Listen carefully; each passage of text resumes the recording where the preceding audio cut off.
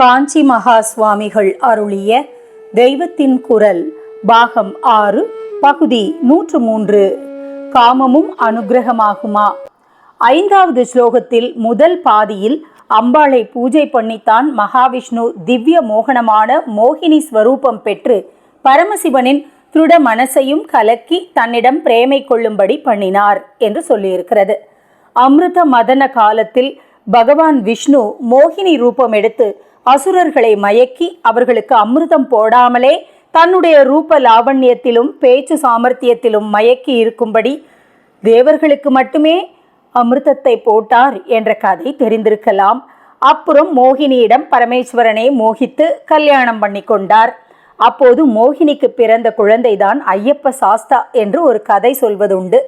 அம்மா அப்பா பேரை வைத்து அவரை ஹரிஹர புத்திரன் என்றும் சொல்கிறது. சிவபாதாதி கேசாந்த ஸ்தோத்திரத்தில் ஆச்சாரியால் பிள்ளையாரோடும் சுப்பிரமணியரோடும் சாஸ்தாவையும் 3வது சிவகுமாரராக சொல்லி ஸ்தோத்திரித்திருக்கிறார். ஆச்சாரியால் அவதாரம் பண்ணின மலையாள தேசத்தில்தான் ஐயப்ப சாஸ்தாவுக்கு அதிக பிரக்யாதி இருந்து வந்திருக்கிறது. பிரம்மத்திடம் ஜெகத் வியாபார இச்சை தோன்றியதை சிருங்காரமாக வைத்தே பிரம்மத்தையும் பிரம்ம சக்தியையும் காமேஸ்வர காமேஸ்வரி ஜோடியாக சொல்வது என்றேன் அல்லவா.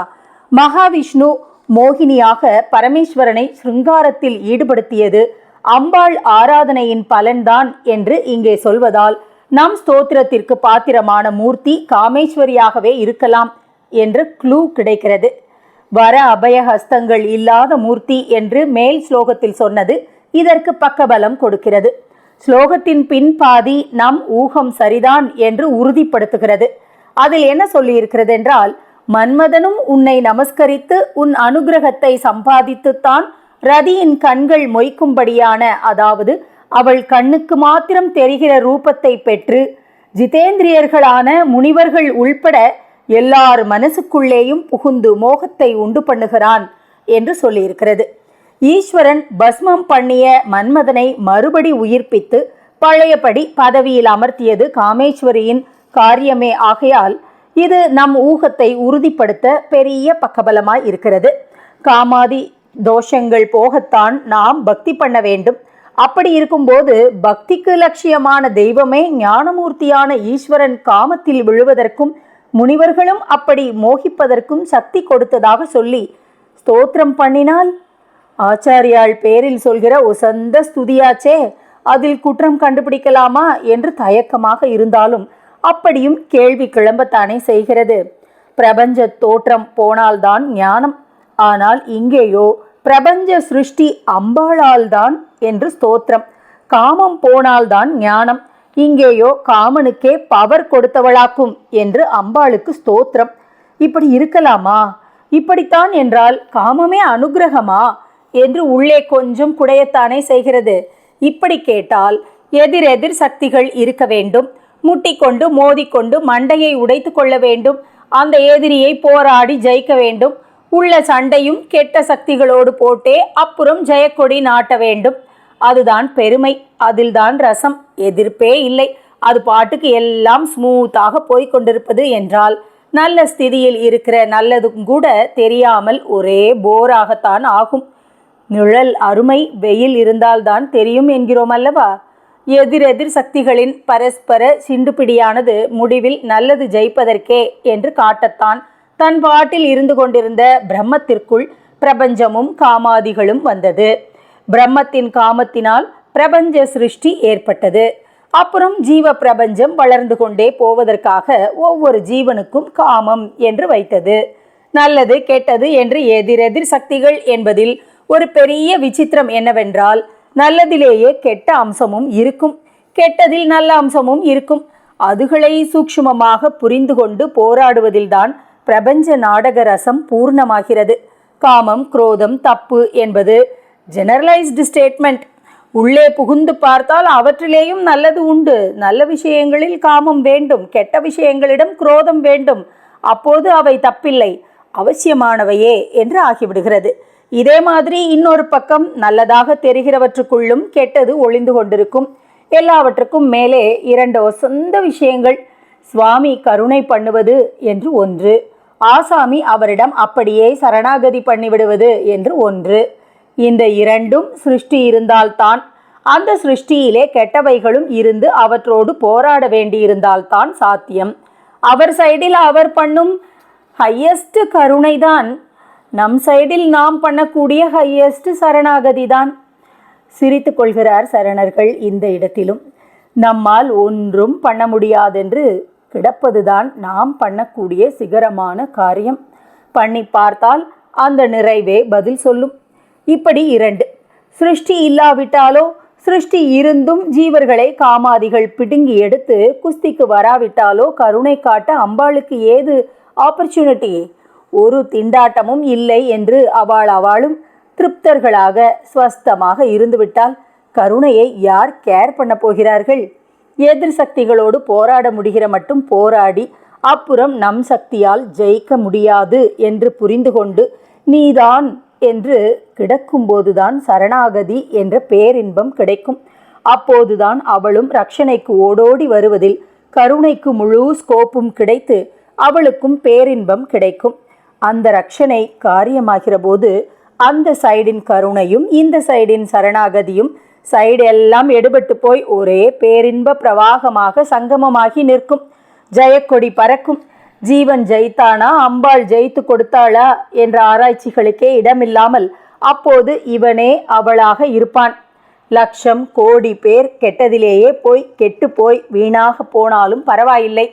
கோடியில் ஒருத்தர் புறப்பட்டு இப்படி ஜெயசாலியாகி சிருஷ்டிக்கு அந்தண்டை போய்விட்டால் அதுவே போதும். ஒரு மரத்தில் உண்டாகிற அத்தனை கொட்டைகளும் மரமாக வேண்டும் என்று உண்டா? ஒரு மனுஷனின் ஜீவ பிந்து அத்தனையும் பிரஜைகளாவதுண்டா?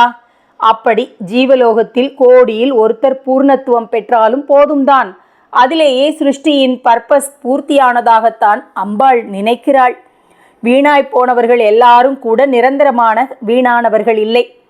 மீட்சியற்ற நிரந்தர தண்டனை நம்முடைய மத சாஸ்திரத்தில் இல்லை. மத்வாச்சாரியார்தான் அந்த மாதிரி அபிப்பிராயத்தில் சொன்னவர். பயமுறுத்தியாவது நல்லதில் திருப்ப வேண்டும் என்று சொன்னதாக வைத்து கொள்ளலாம். மகா பாபிக்கும் உய்வு உண்டு என்பதுதான் நம் பொது கொள்கை. அப்படி யுக யுகாந்திரங்களுக்கு அப்புறமாவது அவள் அத்தனை வீணாக போன குழந்தைகளையும் சரி பண்ணி தன் மடியில் இழுத்து போட்டுக்கொள்ளாமல் விடமாட்டாள். ராஜா யுத்தத்திற்கு போனானாம்.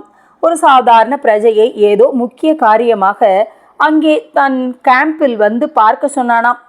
தண்டு இறங்கின இடத்திலே தங்களை பார்க்க யாரையும் விடமாட்டாளே, முத்திரை மோதிரம் மாதிரி ஏதாவது தரணும் என்று அந்த ஆள் கேட்டானாம். ராஜாவும் கொடுத்தானாம். பார்த்தால் அது சத்ரு ராஜாவின் முத்திரை மோதிரமாக இருந்ததாம். அந்த ஆளுக்கு ஒன்றும் புரியவில்லையாம். ராஜாவே சிரித்துவிட்டு புரிய வைத்தானாம். அந்த காரியம் இந்த காரியம் என்று ஏகப்பட்ட பேர் என் சொந்த முத்திரை வாங்கி கொண்டிருக்கா, அதனாலே அந்த கியூவே பெருசா போயிடும். அதிலே நின்று நீ என்னை பிடிக்கிறதுக்குள்ள அவசர காரியம் ஆறியே போயிடும். அதனால தான் சத்ருபக்ஷத்து மோதிரம் கொடுத்தேன். இப்படி சிலது அவளோட ஒற்றர்கள் கிட்ட இருந்து பறிமுதல் பண்ணி வச்சிருக்கோம். அதிலே ஒன்று கொடுத்தேன். இதை நீ ஒளிச்சு வச்சுண்டு என் பாடிகார்டுகள் கண்ணிலே படுற மாதிரி பதுங்கிண்டு வரதா பாவனை பண்ணினாலே போரும். டக்குன்னு பிடிச்சு பரிசோதனை பண்ணி சத்ரு மோதிரத்தை பார்த்து எல்லாருக்கும் முன்னாடி உன்னை எனக்கு முன்னே கொண்டு வந்து நிறுத்திடுவா என்றானாம். அப்படித்தான் அம்பாள் காமம் குரோதம் முதலான எதிர்த்தரப்பாக தோன்றுகிற முத்திரை மோதிரங்களை கொடுத்தே நம்மை அவளிடம் வரும்படி பண்ணிக்கொள்கிறாள். உனக்கு என்ன வேண்டும் என்று கிருஷ்ண பரமாத்மா குந்தியை கேட்டாராம். கஷ்டம்தான் வேண்டும், அதை கொடு, அப்போதுதான் உன்னை நினைப்பேன் என்று அவள் பதில் சொன்னாளாம். கஷ்டம் எப்படி வரும்? காம குரோதாதிகளால் தான். அவற்றின் பிடுங்கல் இருந்தால்தான் அவனை நினைத்து பிரார்த்திப்போம். இப்படி பார்த்து கொண்டு போனால் சிருஷ்டி காமாதிகள் எல்லாமே அனுகிரகம்தான் என்று புரியும். பிற்பாடு ஒரு ஜீவனுக்கு காருண்யத்தை காட்ட ஆப்பர்ச்சுனிட்டியாகவே காமத்தை கொடுப்பது என்பது அந்த ஒரு ஜீவனோடு முடிந்து போகிற விஷயமில்லை. அவனுடைய காமத்தினால் உண்டாக போகிற ஜீவர்களுக்கும் அவளுடைய காருண்யம் பாயவே இந்த ஏற்பாடு. அவர்களுக்கு இவனால் ஜன்மா ஏற்படுவதே அந்த காருண்யத்தால் தான். இப்படி சொல்லும்போது பொதுவாக நினைப்பதற்கு ஆப்போசிட்டாகவே இதுவரை சொன்ன சில சமாச்சாரங்களோடு இன்னொன்று சேர்கிறது. பிறவி வேண்டேன் என்று பெரியவர்கள் அலறிக்கொண்டு பாடி வைத்திருக்க ஒருத்தனின் காமத்தால் பல ஜீவர்கள் பிறப்பதே அவர்களுக்கு அனுகிரகம் என்றால் எப்படி? பிறவி வேண்டேன் சரிதான், ஆனாலும் மூட்டை மூட்டையாய் கர்மா பாக்கி இருக்கிறவர்கள் அப்படி சொல்லிவிட்டால் தப்பித்து கொண்டு விட முடியுமா? பாக்கியை தீர்த்து கொள்வதற்கும் பிறவிகள் எடுத்து நல்லபடி வாழ்ந்து கொண்டு போனால் தானே முடியும். லோகத்தில் காமம் இல்லை என்றால் கர்மா பாக்கியோடு செத்து போனவர்கள் மறுபடி பிறப்பது எப்படி? வாய்க்கிற பிறவியில் அவர்களை பழைய கர்மாவை கழுவி கொள்ளாமல் அழுக்கு மேலும் தடிப்பேறவிட்டால் அது அவர்களுடைய குற்றம்தான். பிறவியை போக்கிக் கொள்ள ஆப்பர்ச்சுனிட்டியாகவே பிறவி என்று புரிந்து கொண்டு அதற்கானதை செய்வதுதான் முறை. ஜீவர்கள் பிறவியிலிருந்து தப்பிப்பதற்கான பிரயாசைகளை செய்வதற்கு வாய்ப்பு தர வேண்டும் என்ற கருணை உள்ளத்தால்தான் அம்பாள் லோகத்தில் காமத்தை வைத்து அதற்கு அதிகாரியாக மன்மதனை அப்பாயிண்ட் செய்தது. தர்ம அர்த்த காமம் என்று புருஷார்த்தங்களிலேயே ஒன்றாக அதை வைத்து மத்தியம வயசில் கிருஹஸ்தாசிரமத்தில் சாஸ்திரோக்தமான விவஸ்தைகளோடு அதையும் அனுபவிக்கலாம் என்று வைத்திருக்கிறாள். விவஸ்திகமாக, அதாவது வரையறை ஒழுங்கோடு அப்படி பண்ணி கொண்டு போனால் அப்புறம் அதுவே விடுகிற காலத்தில் ஜாடாவாக விட்டு போய் சுத்தி ஏற்பட்டு சந்நியாசத்திற்கு ஏற்றிவிடும். சிருஷ்டியிலே எதை எடுத்தாலும் விதிவிலக்கு இருப்பதற்கே பால்யத்திலிருந்து கடைசி வரை சுத்த பிரம்மச்சரியம் சந்நியாசம் என்று இருக்கும்படியாகவும் கொஞ்சம் பேரை, ரொம்ப கொஞ்சம் பேரை படைத்திருக்கிறாள். இந்த சமாதானங்கள் எல்லாம் சரி. ஆனால் ஞானமூர்த்தியாக இருக்கப்பட்ட ஈஸ்வரனை காமத்தினால் கலக்கி களங்கப்படுத்துவானேன்? ஜிதேந்திரியர்களான முனிவர்களை அப்படி பண்ணுவானேன்? இப்படி பண்ணுவதற்காக அவளை புகழ்வானேன்? அவர்கள் அப்படி ஆனது அதோடு முடிந்து விடவில்லை. அப்புறம் அவர்கள் மறுபடி பரிசுத்த மூர்த்திகளாகவும் ஆகத்தான் ஆனார்கள். ஒரு சமயத்தில் அவர்கள் அப்படி ஆனார்கள் என்றால் அதுவும் பெரிய லோக கல்யாணம் ஏற்படவேதான் நடந்தது. இப்படி ஹரிஹர புத்திரனாக ஒருத்தன் பிறந்தால்தான் தன்னை கொல்ல முடியும் என்று ஒரு அசுரன் வரம் வாங்கி கொண்டிருப்பான். விஸ்வாமித்திரர் மேனகையிடம் மோகித்திருக்காவிட்டால் சகுந்தலையும் சாகுந்தலமும் கிடைத்திருக்குமா? வியாசர் கிருதாசியிடம் வசீகரமானதால் தான் பிரம்மச்சரியத்தில் ஒப்பில்லாத சுகாச்சாரியாளின் உத்பவம் ஏற்பட்டது. பராசக்தியின் சகாயம் இல்லாவிட்டால் யாரானாலும் தடுக்கி விழ வேண்டியதுதான் என்பதையும் இந்த விருத்தாந்தங்கள் நமக்கு ஞாபகப்படுத்தி நாமாக சாதித்து விடலாம் என்று மிதப்பாக நினைக்காமல் அவள் அருள் துணையை எப்போதும் நாடி அடங்கி இருக்கும்படியாகவும் செய்கின்றன. இன்னொரு விஷயம் என்னவென்றால், யார் ஒருவர் ஒன்றை ஆக்குவதற்கு சக்தியும் அதிகாரமும் பெற்றிருக்கிறாரோ அவரேதான் அதை அழிப்பதற்கும் சக்தி அதிகாரம் பெற்றவராவார் என்பது. சட்டம் போட ராஜாங்கத்திற்குத்தான் சக்தி உண்டு என்றால் அதை ரத்து செய்யவும் அதற்குத்தான் அதிகாரம் உண்டு. ராஜாங்க சட்டத்தை நாம் மாற்ற முடியுமா? சிருஷ்டியையும் காமத்தையும் உண்டாக்கும் அதிகாரமும் சக்தியும் அம்பாளுக்கு உரியவை என்றால் சிருஷ்டியிலிருந்து மோச்சனம் கொடுக்கவும் அவளால் தான் ஆகும். காமத்திலிருந்து கை தூக்கி வெளியேற்றிவிடவும் அவளால் தான் ஆகும்.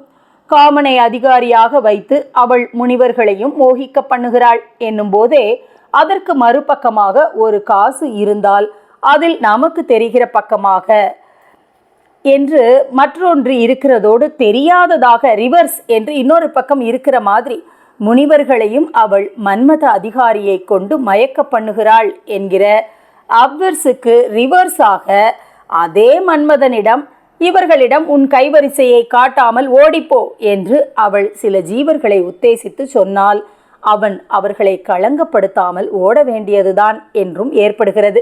நமக்குத்தான் அவன் அதிகாரியை ஒழிய அவளுக்கு சர்வெண்ட் தான். நாம் காம ஜெயம் பண்ண வேண்டுமானால் நாம சாதித்து கொள்ள முடியாது. அவள் அவனுக்கு உத்தரவு போட்டுத்தான் அது நடக்க வேண்டும். அவனை ஏவுகிற அவளேதான் அவனை தடுக்கவும் அதிகாரமுடையவள். அவனை ஏவுவதை மட்டுமே ஸ்லோகத்தில் சொல்லியிருந்தாலும் அதன் ரிவர்ஸையும் நாம் புரிந்து கொண்டு அவளே காமநாசம் அருள்கிறவள் என்று தெரிந்து கொள்ள வேண்டும்.